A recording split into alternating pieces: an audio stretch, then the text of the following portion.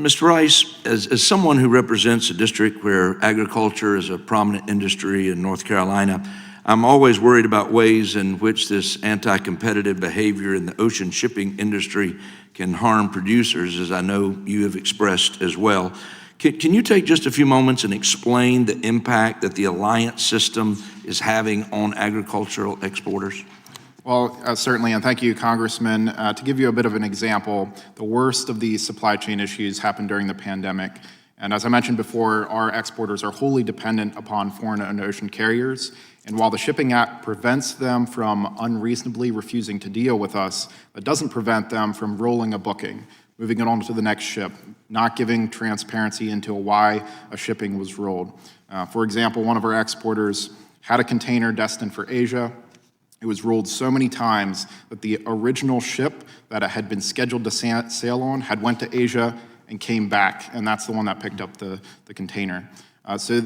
There's one piece of this that, yes, some of these alliances, they do create some operational efficiencies, but at the same time, Congress saw fit when passing the Shipping Act that if these carriers are to receive antitrust exemptions, they have to provide reasonable access for U.S. exporters and ensure efficiency. And it's hard to reconcile when we saw 70% of some of these carriers carrying, 70% of the ship would be empty containers, while our exports would be left on the dock during the height of the pandemic. Now, those thankfully have abated since then, but we do see these issues with transparency and a lack thereof into why decisions are made, why sailings are canceled or blanked. And it creates a ton of logistical issues for our industry who is exporting perishable products that need to get to an end consumer in a timely fashion. Thank you very much. And Mr. Rice, while we're there, in April of 2025, the Trump administration released a maritime action plan with the goal of really restoring America's maritime dominance. And the plan seeks to really revitalize U.S. shipbuilding and rebuild the maritime workforce. Can you give us your thoughts on how this plan would help to address the problems that the particularly American dairy exporters and other agricultural exporters are currently facing with the ocean shipping? Certainly, and investment in the U.S. shipbuilding industry, as I mentioned, is sorely overdue. For example, Chinese shipbuilders build 230 times the number of ships per year as the United States. It's very troublesome that we just don't have an industry here in the United States to produce these container ships that we need. So yes, supporting investment in the shipbuilding capacity, streamlining the permitting and reforms at shipyards and ports. There's a long backlog of maintenance and expansion issues at the ports themselves that need to be addressed.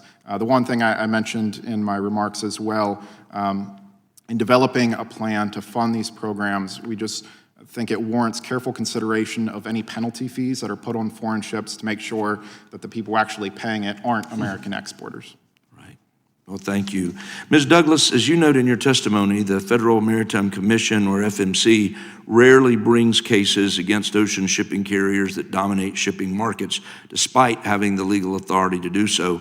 Can you kind of help us dive into that, of how lack of transparency over the FMC's competitive analysis of ocean shipping agreements could be contributing to the FMC's lack of challenges to ocean carrier agreements? And I'll follow that up and give you the rest of my time. What would be the possible effects of having the DOJ work with the FMC to scrutinize ocean shipping agreements?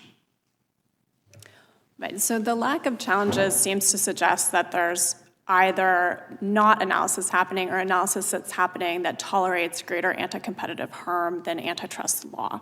So I think that what Professor Sakat and I are both saying is it's not clear how the FMC is coming to these conclusions, because from the outside perspective, it's a concentrated industry that we've heard from industry here. It's dominated by a few companies and has had a number of cartels that have been prosecuted where the exemption doesn't apply.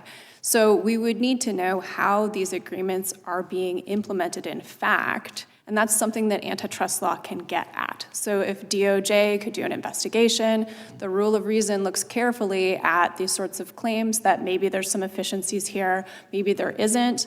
There are a lot of different provisions in these agreements, but as written, we can't really tell what's going on.